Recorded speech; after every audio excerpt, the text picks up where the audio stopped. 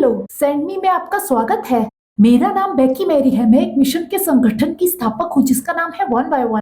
पिछले 10 वर्षों में मैंने परमेश्वर को आश्चर्यकर्म पे आश्चर्यकर्म करते देखा है, क्योंकि हमने अपने जीवन में उनकी योजनाओं और उद्देश्यों को सदैव हाँ कहा है। वन बाय वन में काम करने के वर्षों के दौरान हमने पूरे केन्या में बच्चों को सुरक्षित होते देखा है। हमने माता पिता द्वारा त्याग दिए गए या अन्य अनाथ बच्चों को आश्रय दिया है। हमने पाकिस्तान में बच्चों को गुलामी से बचाया है जो अब हमारे पास सुरक्षित रहते हैं। हमने श्रीलंका में विधवाओं में आशा जगाने में मदद की है और डिग्निटी प्रोजेक्ट को दुनिया भर में बढ़ाया है कि मानव तस्करी के जोखिम में फंसी हुई हजारों लड़कियों की मदद की जाए।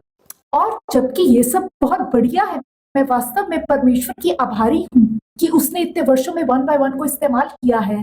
यदि यही सब पर्याप्त होता तो हम अपने जीवन में एक महत्वपूर्ण बात से चूक जाते। सुनिए, मेरा मानना है कि कोई भी व्यक्ति परमेश्वर को हाँ कहने का प्रयास तभी कर सकता है जब वो यीशु मसीह के प्रेम में अत्यधिक पागल हो।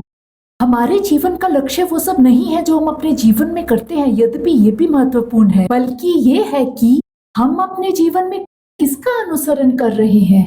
वो यीशु मसीह ही होना चाहिए जिसका हम वास्तव में अनुसरण करें। संसार के राष्ट्रों के पीछे भागने से भी अधिक बढ़कर कि हमारा पड़ोसी उसे पहचान ले, ये होना आवश्यक है कि हम वास्तव में उसे जाने। वो हमारा प्रथम और अंतिम विचार होना चाहिए। इसलिए मैं इस बात पर ध्यान केंद्रित करना चाहती हूँ कि हमारी बुलाहट का अनुसरण आखिर क्या है। कभी कभी हम कुछ अच्छा पाने के लिए समझौता कर लेते हैं। भविष्य में हमारे लिए इससे कई अधिक होता है।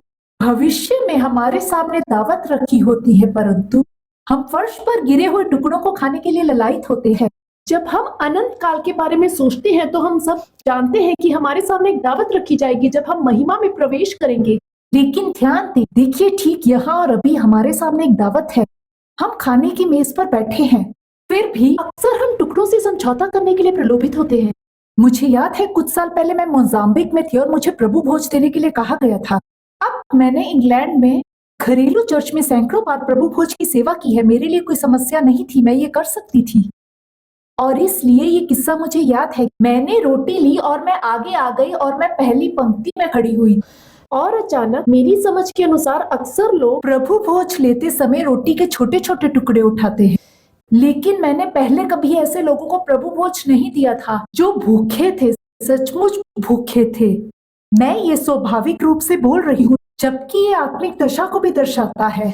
मैं तैयार होकर प्रभु भोज देने के लिए छोटी सी प्लेट पर रोटी रख सबसे आगे आ गई और अचानक हर कोई मुझ पर झपटने लगा। वे रोटी के बड़े बड़े टुकड़े उठाने लगे। जब तक मैं दूसरी पंक्ति में पहुंची, मेरी थाली में रोटी नहीं बची थी। मुझे याद है कि सभा चलाने वाले सज्जन ने वास्तव में माइक्रोफोन पर स्थिति को संबोधित करते हुए आग्रह किया, रुकिए, धीरज रखिए, चर्च के बाद भोजन उपलब्ध है, सभा के बाद हम सब भोजन करेंगे। ये प्रभु भोज है जहाँ हम ये याद करने के लिए प्रभु भोज में शामिल है कि मसीह ने हमारे लिए क्या किया जब उसका शरीर हमारे लिए तोड़ा गया था। कृपया इस तरह रोटी ना उठाएं, भोजन बाद में मिलेगा। मुझे याद है कि मैं खाली थाली के साथ शर्मसार होकर वापस लौटी, क्योंकि मैं दूसरी पंक्ति तक ही सेवा दे पाई। चर्च के बाकी लोगों को उस दिन प्रभु भोज लेने का मौका नहीं मिला था।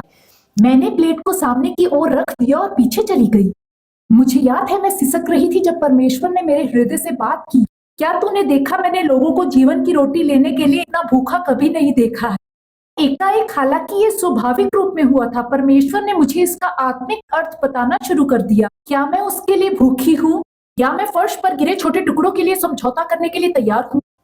अचानक मेरे हृदय में हलचल हुई, क्योंकि मैं प्रभु के लिए भूखी हूँ। वास्तव में मुझे उसके लिए और प्यासा होना होगा। जैसे हिरनी नदी के जल के लिए हाफती है, वैसे ही मैं तेरे लिए हाफती हूँ। क्या हम सचमुच भूखे हैं या हम एक छोटे से टुकड़े से ही संतुष्ट हैं? क्या हम एक छोटे से हिस्से से खुश हैं और हम उससे संतुष्ट हैं? हम इसमें सहज हैं। हम संतुष्ट तब होंगे जब हमारे सामने पूरी दावत रखी जाएगी, बशर्ते कि हम उसमें शामिल होने का इंतजार करें। इजराइल की ऐसी 2 जातियां थीं जिन्होंने कुछ अच्छे स्थान पर बसने के लिए समझौता कर लिया था। ये गाद और रूबेन के गोत्र थे। वे इजराइल के अन्य सभी गोत्रों के साथ प्रतिज्ञा किए हुए देश में प्रवेश करने जा रहे थे, परंतु वे याजेर और गिलाद के देश में आए। और अचानक रूबेन और गाद के गोत्र जो पशुधन के लिए जाने जाते थे, उनके पास बहुत से जानवर थे। वे इस भूमि पर आते हैं तो विचार करते हैं कि पशु के योग्य देश है। हमारे पास बहुत सारे पशु हैं, ये भूमि पशुधन के लिए उत्तम है। हम जानते हैं कि हम प्रतिज्ञा किए हुए देश की ओर बढ़ रहे हैं, परंतु सचमुच ये भी काफी अच्छा देश है। हम इस स्थान पर बसने से संतुष्ट होंगे। और इसलिए वे मूसा के पास गए और कहने लगे, ये देश पशु योग्य है, क्या हम यहीं बच सकते हैं? हम यर्दन पार क्यों जाएं? तुम लोग आगे बढ़ जाओ, क्योंकि हम यहीं रुककर अपने सभी पशुओं के साथ यहीं रहकर खुश हैं। मूसा परमेश्वर के सामने आते हैं और परमेश्वर इस स्थिति से बहुत क्रोधित है। आप देखिए, उन्होंने उनके लिए एक प्रतिज्ञा का देश ठहराया है, ऐसी भूमि जिसमें दूध और शहद बहता है, अपेक्षाकृत अधिक अच्छी होती, इन जातियों के लिए एक सर्वोत्तम और नियत भूमि होती। परंतु वो उस अच्छी भूमि के लिए अपने आधे अधूरे मन से समझौता करने को तैयार हो गए और परमेश्वर उनसे इतना क्रोधित हो गए। उन्होंने कहा कि गाद और रूबेन के गोत्र में से 20 वर्ष से अधिक कोई भी व्यक्ति कभी भी प्रतिज्ञा किए हुए देश को देखने ना पाएगा, क्योंकि वे उसी स्थान पर बसने के इच्छुक थे। समस्या ये है कि हम भी सुख सुविधाओं से भरपूर किसी ऐसे ही देश में ऐसा ही करने के लिए प्रलोभित हो जाते हैं।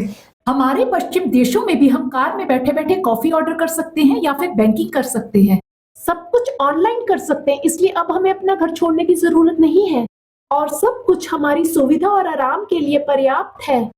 और ये हमारे कॉफी के ऑर्डर तक तो ठीक है। समस्या ये है कि ये कभी कभी परमेश्वर के साथ हमारे संबंधों के आड़े आ जाता है, क्योंकि अब हम जीवन में आरामदायक और सुविधाजनक हो जाते हैं। सच तो ये है कि परमेश्वर का राज्य सुविधा और आराम के विषय में नहीं है। परमेश्वर के राज्य के लिए कीमत चुकानी पड़ती है। अगर यीशु को कीमत चुकानी पड़ी तो मुझे खेद है कि आपको भी इसकी कीमत चुकानी पड़ेगी। परमेश्वर को सच में हाँ कहने का एक मोल देना पड़ सकता है। परमेश्वर आपके शब्दों को मान्यता देंगे जब आप कहेंगे मैं यहाँ हूँ, मुझे भेजें। क्या होगा? वो आपके शब्द ग्रहण कर लेंगे।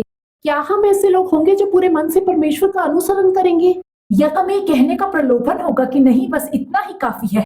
मुझे याद है मैं कुछ साल पहले 1 by 1 के धन जुटाने का कार्यक्रम कर रही थी और हम लोगों का एक बड़ा समूह इस बात पर सहमत हुआ कि हम 3 पहाड़ों का सफर 24 घंटों में पूरा करेंगे। तब ये एक अच्छा विचार लग रहा था। पैसे जुटाने के लिए 24 घंटे में 3 पहाड़ चढ़ना बुरा नहीं था। खैर, हमने इसके लिए तैयारी का काम शुरू कर दिया। अब हुआ ये, कुछ महीने पहले मैं गिर गई थी और मेरा पैर टूट गया था। मेरे लिए अब चढ़ाई करना संभव नहीं था। मुझे बुरा लगा क्योंकि मेरे सभी दोस्तों ने इस कठिन चढ़ाई को पूरा किया, लेकिन मेरे पैर टूटने से पहले के महीनों में मैं पहाड़ों पर चढ़ने की पूरी तैयारी कर रही थी। और जब मैं ऐसा कर रही थी, मैंने स्विस एल्प्स के पहाड़ों के बारे में एक कहानी सुनी। और इन पहाड़ों के लोग अक्सर लगभग कार्य दिवस की तरह ही काम करते हैं। वे वहां आते हैं और टीम निर्माण का कार्यक्रम करते हैं, और ये मेल मिलाप, टीम वर्क, एक दूसरे को समझने और आपसी तालमेल को बढ़ाने का अच्छा अभ्यास होता है। और मैंने स्विस एल्प्स के इस विशेष पर्वत के बारे में पढ़ा जहां चोटी पर पहुंचने के लिए 8 घंटे की चढ़ाई करनी पड़ती और दिन की शुरुआत में टीम इकट्ठी होती है और वे एक साथ इस अद्भुत चढ़ाई को करने के लिए उत्साहित और तैयार होते हैं। उनके उपकरण तैयार है, उन्होंने सही पोशाक पहन रखी है और मानसिक तौर पर बड़े पहाड़ पर 8 घंटे की चढ़ाई करने के लिए तत्पर है। मगर इस स्विस एल्प के आधे रास्ते पर एक सुंदर पर्वतीय लॉज है। आमतौर पर सभी टीमें दोपहर तक लॉज पहुंच जाते हैं। यहाँ तक पहुंचते पहुंचते उन्हें 1 बज जाता है। इस बिंदु पर वे 4 घंटे की चढ़ाई पूरी कर चुके हैं और वे थक चुके हैं। वे इस खूबसूरत एल्पाइन लॉज पे पहुंचते हैं और जैसे ही वे अंदर जाते हैं, वहां आग जल रही है। उन्हें चाय या 1 कप कॉफी मिल सकती है। वे अपने बड़े भारी जूते उतार सकते हैं और अपने पैर भी गर्म कर सकते हैं। इस बीच वहां दृश्य बहुत मनोहर है। 4 घंटे की चढ़ाई के बाद वे पहले ही मीलों पर चढ़ चुके हैं। वे मीलों तक देख सकते हैं और परिदृश्य आश्चर्यजनक है। खैर, शोध के अनुसार आधे से भी कम पर्वतारोही ही अपनी चढ़ाई पूरी कर पाते हैं। सुनिए, एक बार जब वे लॉज पहुंचते हैं तो सोचते हैं ठीक है, हम पहले ही इस पहाड़ के एक अच्छे हिस्से पर चढ़ चुके हैं, हमें काफी सुंदर दृश्य मिल गया है, ये पर्याप्त है। वे इस एल्पाइन लॉज में बस जाने का विचार करते हैं और वे इसे पर्याप्त समझते हैं। इस तरह आधे से भी कम पर्वतारोही कभी पहाड़ की चोटी तक पहुंच पाते हैं। क्या त्रासदी है। पर्वतारोहियों की आगे बढ़ने में अनिच्छा इसलिए नहीं है कि वे पर्वत की चढ़ाई करने में सक्षम नहीं है, बल्कि वे चोटी तक पहुंचने और नीचे उतरने के लिए सक्षम है। उनकी अनिच्छा इसलिए है क्योंकि ये सब उनके लिए पर्याप्त है। आधा सफर पर्याप्त हो गया, दृश्य अच्छा था, एल्पाइन लॉज आरामदायक था। मुझे लगता है कि कभी कभी हम ऐसा करते हैं, हम ये सोचकर शांत हो जाते हैं, ठीक है ये काफी है। मुझे याद है जब मैंने अपना पहला बाल घर बनाया और परमेश्वर ने मुझसे वादा किया था वो बच्चों के लिए घर देंगे। मुझे याद है कि जब हमने केनिया में घर खोला था, मैंने केवल 42 बच्चों के साथ शुरुआत की थी। घर खोलने के बाद मैंने सोचा था ठीक है, काम हो गया, और प्रलोभन ये है कि हमें आराम से बैठने का मौका मिल गया था। ये काफी है, तूने परमेश्वर की इच्छा का एक हिस्सा पूरा कर लिया है और ये काफी है। यदि तूने अपने जीवन में सब पूरा कर लिया है तो ये कुछ ना करने से बेहतर है। आप हंस रहे हैं, हम में से अधिकांश लोगों ने अपने जीवन में ऐसा ही किया है। ये पर्याप्त है परमेश्वर, मैंने सभी रविवार आपको दिए, क्या मैंने ठीक वैसा ही किया जैसा आपने कहा था? मैंने सेंड मी का काम पूरा कर लिया है ना? लेकिन ज्यादातर जब परमेश्वर हमसे बात करते हैं तो वह एक बार में योजना के एक ही हिस्से को प्रकट करते हैं। मुझे लगता है जब मैं 18 साल की थी तो परमेश्वर ने मुझसे कहा होता मैं दुनिया भर में कई घर चलाऊंगी। ईमानदारी से कहूं तो मैं घबरा जाती और पीछे हट जाती। मैंने सोचा होता मैं ऐसा नहीं कर सकती, किसी और को चुने, किसी ऐसे व्यक्ति को चुने जो बोलने में अधिक कुशल हो और अधिक बुद्धिमान हो। मैंने मूसा की तरह किया होता, हे परमेश्वर मेरे अलावा किसी और को चुन ले। लेकिन कभी कभी वो हमें पहेली का सिर्फ एक हिस्सा देते हैं, वो आपको केवल पहला कदम देते हैं। सच तो ये है, इसकी खूबसूरती ये है कि अब आपको परमेश्वर पर निर्भर होकर चलना होगा। यहाँ एक और परीक्षा आ जाती है, यहाँ तो आप उसके लिए तैयार नहीं होते क्योंकि ये कार्य बहुत बड़ा, विचित्र और कठिन है। दूसरा प्रलोभन है कि हम परमेश्वर से आगे भागने का प्रयास करते हैं। मुझे लगता है कि अगर परमेश्वर ने मुझसे कहा होता तुम अफ्रीका में और एशिया में एक घर चलाओगी, तो मैंने शायद एक बार में दोनों काम किए होते, या मुझे नहीं पता, मैंने खुद इसे बनाने की कोशिश की होती। मैंने अब्राहम और सारा की तरह इसे अपनी बुद्धि से समझने का प्रयास किया होता। सच तो ये है कि परमेश्वर हमें केवल उसका एक भाग ही बताएंगे जो वो चाहते हैं कि हम अपने जीवन में करें। जब हम उस चरण में ईमानदारी से आज्ञा पालन कर रहे हैं तो वो अगला द्वार खोल देंगे। आप देखिए, हमने परमेश्वर को प्रामाणिक रूप से सेवकाई को बढ़ाते हुए देखा है। हमने घर की शुरुआत की और 42 बच्चों के साथ शुरुआत की, और वे केनिया के बाहरी इलाकों में मेरे खूबसूरत अनमोल बच्चे हैं। लेकिन वहां रहने के कारण ही हम डिग्निटी प्रोजेक्ट परियोजना चला पाए जो हमें दुनिया भर में ले गई। ये डिग्निटी प्रोजेक्ट के प्रति आज्ञाकारी होने का ही एक हिस्सा था कि फिर हम पाकिस्तान में उतरे और समय के अनुसार कदम कदम पर परमेश्वर ने उन योजनाओं को उजागर किया जो उसने हमारे लिए रखी थी। सच ये है कि यदि हम पर्याप्त के लिए समझौता करते हैं, हम उस योजना का केवल एक ही हिस्सा पूरा कर पाएंगे जो परमेश्वर ने हमारे लिए बनाई है। पहले हाँ के बाद परमेश्वर को हाँ कहना बंद नहीं होता, ये निरंतर हाँ है। हम उनका अनुसरण करना और उनकी आज्ञा मानना जारी रखते हैं, आज्ञाकारिता में चलते हैं, उनकी योजनाओं और उद्देश्य को पूरा करते हैं। जैसे कि मैंने शुरुआत में कहा, अगर बात केवल इतनी ही है तो हम अभी भी पूरे मुद्दे से चूक गए हैं। देखिए, पहली और सबसे बड़ी आज्ञा है मरकुस 12:30, परमेश्वर से अपने पूरे मन, प्राण और बुद्धि से प्रेम करना। फिर दूसरी आज्ञा ये है कि अपने पड़ोसी से अपने समान प्रेम रखो। मुझे लगता है कि कभी कभी हम दूसरे भाग में इतना खो जाते हैं कि पहला भाग भूल जाते हैं। सच ये है कि यदि हम पहली आज्ञा को पहले स्थान पर वापस ले आते हैं, दूसरा भाग स्वाभाविक रूप से प्रवाहित हो जाएगा। मैंने पाया कि जितना अधिक मुझे यीशु से प्रेम हुआ, उतना ही अधिक फल मिलना शुरू हो गया। मेरे लिए विश्वास की नायक हाइडी बेकर नाम की एक महिला है और वो कहती है कि गहरे प्रेम से फल लगता है, और मैंने इसे अपने जीवन में भी सत्य पाया है। जैसे ही मुझे यीशु से प्रेम हुआ, फल विकसित होने लगे। मुझे याद है कि कई साल पहले जब मैं इस मिशन स्कूल के लिए साइन अप कर रही थी, मेरी एक दोस्त ने मेरे पास आके कहा, मेरे पास आपके लिए वचन है। मुझे लगता है कि इस मिशन स्कूल में आपका समय वास्तव में आपके ऊर्ध्वाधर संबंधों के बारे में होगा, ना कि आपके क्षैतिक संबंधों के बारे में। अब एक मित्र होने के नाते मैंने कहा, धन्यवाद, ये बहुत उत्साहवर्धक है। जैसे ही वो चली गई, मैं वास्तव में सोच रही थी कि वो गलत थी। प्रभु से मेरा नाता पहले ही बहुत अच्छा है। बहुत धन्यवाद। मैं ये सीखने के लिए मिशन स्कूल जा रही हूँ कि लोगों को सांस्कृतिक रूप से कैसे प्रेरित किया जाए। मैं ये सीखना चाहती हूँ कि इसे अच्छी तरह कैसे किया जाए, क्योंकि ये तो ठीक है। फिर भी मेरी मित्र बिल्कुल सही थी।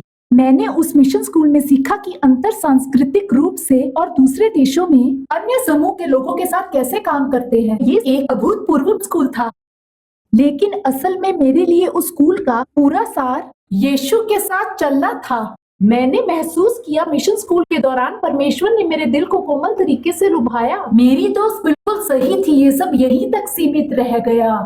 देखिए, इस चाल को ठीक से चले और फिर ये चाल पूरी तरह से सिद्ध हो जाएगी।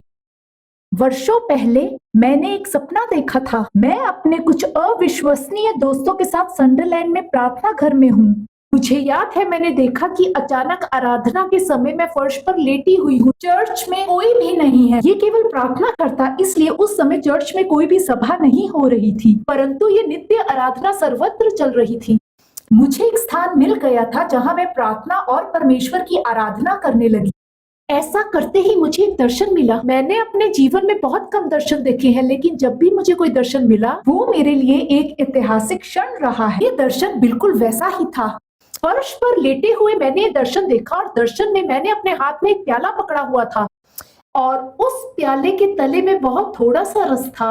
अचानक मुझे अपने पैर में खिंचाव महसूस हुआ। मुझे महसूस हुआ जैसे कोई बच्चा मुझे खींच रहा है। ये केनिया के चिल्ड्रंस होम से पहले की बात है, मेरे ऐसा कुछ करने से बहुत पहले की बात है। दर्शन में मैंने देखा छोटा बच्चा जो मुझे खींच रहा था आया, क्योंकि ये स्पष्ट था कि वह प्यासे थे और मेरे प्याले में से थोड़ा सा रस चाहते थे। तो दर्शन में मैं नीचे झुकी और इस बच्चे को अपने कप से जूस दिया। खैर, बच्चे ने पीना शुरू कर दिया, लेकिन जैसे ही मैंने ऊपर देखा सैकड़ों बच्चे मेरी ओर दौड़ने लगे। जैसा कि मैंने कहा था कि ये बच्चों के घर लेने के कुछ साल पहले की बात है। मैंने देखना शुरू कर दिया था कि मेरे जीवन में आगे क्या होगा। मैंने ऊपर देखा और अचानक देखा कि सैकड़ों बच्चे मेरी ओर आ रहे हैं। मैं घबराने लगी क्योंकि मेरे पास कुछ नहीं बचा था। मेरे पास जो थोड़ा सा रस था वो मैंने इस छोटे बच्चे को दे दिया था और मेरे पास इन हजारों बच्चों के लिए कुछ नहीं बचा था। मुझे याद है दर्शन में मैंने अपना खाली प्याला लेकर उसका मुख स्वर्ग की ओर कर दिया था। अचानक दर्शन में स्वर्ग से प्रवाह बरसने लगा और इसने मेरा प्याला फिर से भर दिया। आगे जो हुआ अविश्वसनीय था। दर्शन में मेरे आसपास के बच्चे मेरे प्याले में से नहीं बल्कि वे मेरे प्याले में से छलकते रस को पी रहे थे। परमेश्वर ने मेरे हृदय से बात करना शुरू किया कि हम अपने जीवन में कितनी बार सही चीजें या सही कार्य करते हैं। हम झुककर किसी प्यासे को पानी पिला देते हैं, लेकिन सच ये है कि अगर हमारे कप खाली हैं, तो लोग फिर भी प्यासे रहेंगे। वे अब भी भूखे और अंदर से टूटे रहेंगे।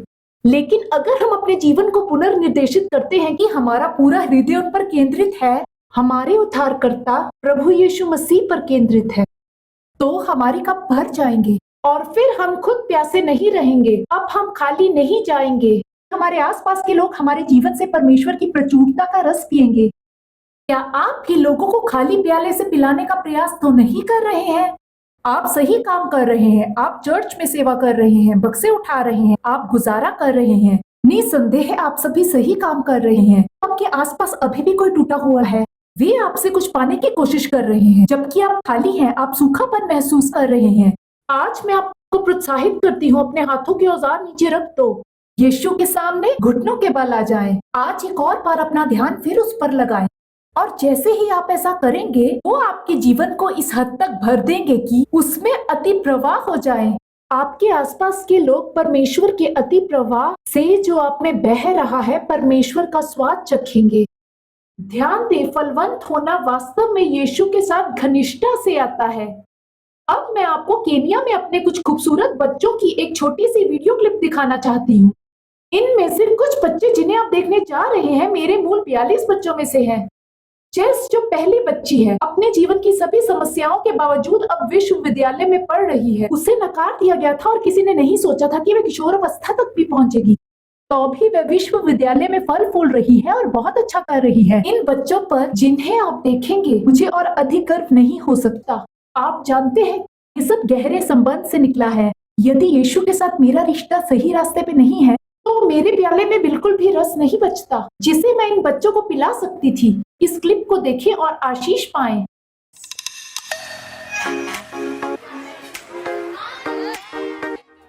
आज दुनिया भर में लाखों बच्चे अपने माता पिता या देखभाल करने वालों द्वारा त्याग दिए जाने के कारण भविष्य में अनिश्चितता का सामना कर रहे हैं। केनिया में हमारे किंग्स चिल्ड्रन होम में हमने खोए हुए और निराशा में रहने वाले कुछ ऐसे ही कहानियों वाले सैकड़ों बच्चों को बचाया है।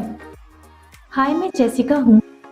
मेरा जन्म 7 बच्चों के परिवार में हुआ था और मेरे माता पिता की मृत्यु बहुत पहले हो गई थी। जब मैं 2 साल की थी तब मेरे पिता की मृत्यु हो गई थी और जब मैं 4 साल की थी तब मेरी माँ की मृत्यु हो गई। खराब सेहत होने के कारण मुझे नहीं पता था कि मेरे माता पिता की मृत्यु कैसे हुई। मेरी तबीयत बहुत खराब थी, इसलिए मैंने अस्पताल जाकर अपने खून की जांच करवाई और तब मुझे पता चला कि मैं HIV पॉजिटिव हूँ। मेरा नाम लियोनार्डो बाली है। मैं 17 साल का हूँ और मैं बस यही कह सकता हूँ कि किंग्स में आने से पहले मेरा जीवन कठिनाइयों से गुजर रहा था। विशेषकर मेरे पिता का निधन होने के बाद वो बाजार में मुर्गियाँ बेचा करते थे और इस तरह वह मुर्गियाँ खरीदने और बेचने का व्यवसाय कर रहे थे। इसलिए वह ही वो व्यक्ति थे जिस पर मेरा पूरा परिवार निर्भर था। मेरा नाम कैथरीन फुया है और मैं 19 साल की हूँ। किंग्स में बच्चों के बीच रहना मेरे लिए सौभाग्य की बात है। किंग्स में आने से पहले मैं अपने माता पिता के साथ रहती थी और फिर अपने माता पिता की मृत्यु के बाद मैं अपने छोटे भाई डेरेक के साथ अपने चाचा और चाची के पास रहने चली गई और वहाँ जिंदगी अच्छी नहीं थी क्योंकि हमें परेशान किया जाता था। हम किसी तरह वहाँ गुजारा कर रहे थे क्योंकि हमारे पास कोई और विकल्प नहीं था। मेरे पिता ने 3 पत्नियों से विवाह किया और दुर्भाग्य से जब मैं 2 वर्ष का था तब उनकी मृत्यु हो गई। मुझे उनके बारे में ज्यादा याद नहीं है और हमारा जीवन सचमुच कठिन हो गया था। उनकी मृत्यु के बाद वह तीनों रह गई थी। उनमें से 2 ने मेरी माँ को घर से निकाल दिया, यहाँ तक कि वो दोनों मेरी माँ को पीटने लगी, यहाँ तक कि उन्होंने हमारी जमीन भी हड़प ली। फिर ऐसी स्थिति में मेरी माँ अत्यधिक तनाव के कारण बहुत बीमार हो गई। आखिरकार वह मर भी गई। मेरी माँ शराब की आदी थी, इसलिए उन्हें जो भी पैसे मिलते थे वह उन सारे पैसों को शराब पीने में उड़ा देती थी। वह आती और मुझे पीटना शुरू कर देती जब तक कि मैं बिस्तर के नीचे छिप न जाऊं। फिर वो मुझे छोड़ देती थी। मेरे पास कपड़े नहीं थे, खाना नहीं था, लेकिन किंग्स में हर रोज खाना मिलता है। अब तन ढांकने के लिए मेरे पास कपड़े भी हैं। परमेश्वर को बहुत धन्यवाद देती हूँ क्योंकि मम्मा बेकी परमेश्वर ने उनके भीतर यह दर्शन डाला है कि अब हम अपने जीवन के भविष्य के बारे में बात कर सकते हैं। यहाँ सब उपलब्ध है, ये अच्छा है और मुझे पसंद है। विशेष रूप से वो प्यार जो हमें दिखाया जा रहा है। पहले ऐसा कभी अनुभव नहीं हुआ, यहाँ तक कि मेरे भाइयों ने भी मुझे कभी ऐसा प्यार नहीं दिखाया जो आज मुझे दिखाया जा रहा है। मैं बहुत खुश हूँ। मैं ऐसे माहौल में रहकर बहुत ज्यादा खुश हूँ। मैंने किंग्स के बारे में और स्पॉन्सरशिप के बारे में सुना था। मुझे उद्धार मिल गया और मसीह मेरा उद्धार करता है और वह विश्वास योग्य रहा है। मम्मा बेकी के कारण मैं देख सकता हूँ कि मेरा भविष्य बहुत अच्छा है। बहुत खूब। इन बच्चों पर इससे अधिक गर्व नहीं हो सकता। मैं एक गर्वित माँ हूँ जो आज आपके सामने बैठी है। अगर आप 1 by 1 में हमारे कार्यों के बारे में अधिक जानकारी चाहते हैं तो कृपया हमारी वेबसाइट देखें। वहाँ आप उन बच्चों के बारे में पढ़ सकते हैं जिन्हें आपने हाल ही में केनिया में देखा था। आप हमारे किसी एक बच्चे के लिए आर्थिक संरक्षण बन सकते हैं।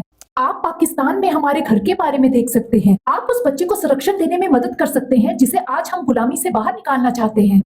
ऐसे बंधुआ मजदूरी में फंसे बच्चों से मिलना जो प्रतिदिन तेज धूप में 14 घंटे काम करते हैं, वह भी सप्ताह के 7 दिन, जो कभी पढ़ना या लिखना नहीं सीख पाएंगे। हमारा दिल टूट जाता है।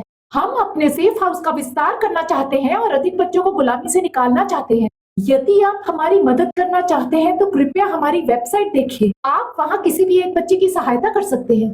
आप एम्ब्रेस द जर्नी की एक कॉपी भी ले सकते हैं। ये पहली पुस्तक है जिसे मैंने प्रकाशित किया है। ये परमेश्वर ने वर्षों से जो भी किया है उन अद्भुत कहानियों से भरी हुई है, इसलिए सुनिश्चित करें आज आप एक कॉपी ले लें। खैर, आपके साथ बात करके बहुत खुशी हुई। मुझे संपूर्ण विश्वास है जब हम पहली आज्ञा को प्रथम रखते हैं, बाकी सब हमारे जीवन में क्रमबद्ध हो जाएगा। जब हम सर्वप्रथम और सर्वाधिक रूप से मसीह का अनुसरण करते हैं कि वो हमारा प्रथम और अंतिम विचार है, वो ही हमारा सब कुछ है।